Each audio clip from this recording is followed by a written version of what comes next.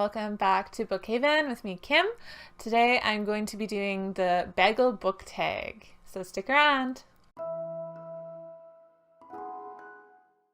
So first of all, I want to do a big thank you to Casara from Reads with Casara. She tagged me in this Bagel Book Tag, so thank you very much. I'll be linking her information down below. You should check her out. She is an awesome booktuber. Okay, let's get to it. So, questions. Number 1 is the plain bagel. A writer you feel does a great job with the same kind of work.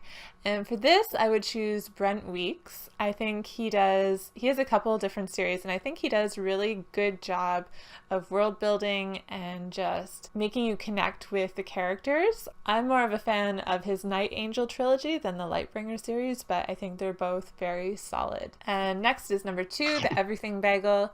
And this is a writer in which you own every work. So for me, it's going to be a little bit of a cheat. It's Carlos Ruiz Zafón, and I own all of his books that have been translated into English, except for the latest one that came out in 2018. He is a great author. He does pretty much what I would call historical fiction. A lot of his stories are centric around Barcelona. I'm not sure if it's back in the 18th century. I don't know, don't quote me on that, but he's one of my favorite authors. Question number 3 is Sesame, your favorite Sesame Street or Muppets book. Now, I'm more of a Sesame Street kind of girl. My favorite book is The Monster at the End of This Book, and that is with furry, lovable old Grover. Poppy, a short work that gives you an ecstatic high. I don't own many novellas or short works, but I could say that the poetry by Lucy Maud Montgomery is a very small book. It's a collection of her poetry, and I always find it's very grounding and calming. So once in a while, I like to go back to that and read through her poetry. 5, Salt, a good book you had to put down in order to catch yourself. This would probably have to be All the Bright Places by Jennifer Niven. This is a book that had a lot of triggers. It talked about depression, suicide, and just I could tell the direction the book was going, and I was getting so emotional. At one point, I think I threw the book across the room. I just remember taking a break from it because I was really shocked at how it ended. 6, Garlic, a genre you just cannot get enough of. Of course, for me, that's been fantasy all my life. I will read just about anything with some sort of fantastical element. 7 is Onion, a book that may cause you to get stares, but you enjoy anyway. Now, one of my favorite books I have done a reread of. If you saw me reading it on the bus or the subway, you would probably give it a second glance, and that is Fire into Ice by Vernon Feil.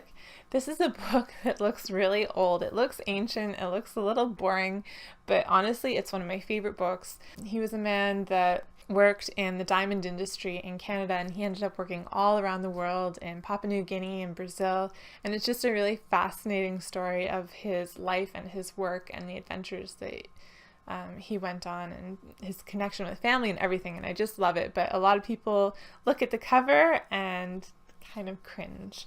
8 is Cinnamon Raisin, a sweet but thought-provoking work, and for that I would have to go with The Little Paris Bookshop.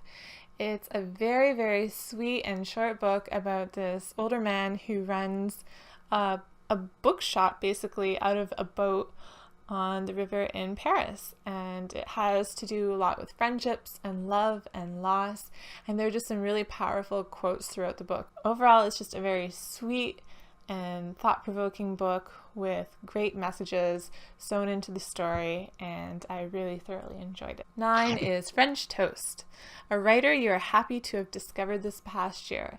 And for me, that is hands down Neal Shusterman. I was so happy to have discovered his work first with Scythe and then Thunderhead, and I have another book of his that I'm waiting to get into. I believe it's called Challenger Deep. I couldn't believe that I had never heard of this author before, and there are so many works by him that I'm just hoping to get into, hopefully in the next year. And we've got 10, Egg, a work of nonfiction that caused you to form or switch a position. And that was a tough one, but I have to go with Still in the Same Boat. And that is a book about a couple and then a family who went around the world on their sailboat twice. They did a circumnavigation. I had always thought that I wanted to sail around the world. I've always been drawn to all things nautical and thought that that would one day be something I do. But after some time on the water experiencing that and reading more stories, I realized that that's not something I'm interested in, going around the world. I really don't want to be far from healthcare and people. Basically, the book taught me that there's no one to rely on but yourself in a lot of situations where you're that far out from any land masses. And that's just not something I think I want anymore, thanks to that book. 11 is Rainbow, an LGBTQ 2AP plus work that made you think. And for this, I'm going to go with A Gentleman's Guide to Vice and Virtue. I hadn't really read many novels before with a gay male relationship or romance, and it just made me think that I really need to broaden my reading to include that. The next bagel is the Reali, and that is a fairy tale you feel people need to read in its original form. And I don't have one for this. Honestly, I don't like fairy tales. I don't read fairy tales. That's just not my gig. 13, what is your favorite kind of bagel? And what is your favorite bagel condiment? My favorite bagel is the Everything Bagel with cream cheese. I think it's the best. 14, bagel tray. Who do you tag? So I'm going to be tagging Pages and Ink, also Vanessa at The Moonlight Reader, and The Book Person. They're all really great booktubers that I like to follow, so check them out down below. I'll link their information. So thanks for sticking around for the Bagel Book Tag. Had a lot of fun. Hope you enjoyed. Hope to see you next time, and until then, keep reading. Bye, guys.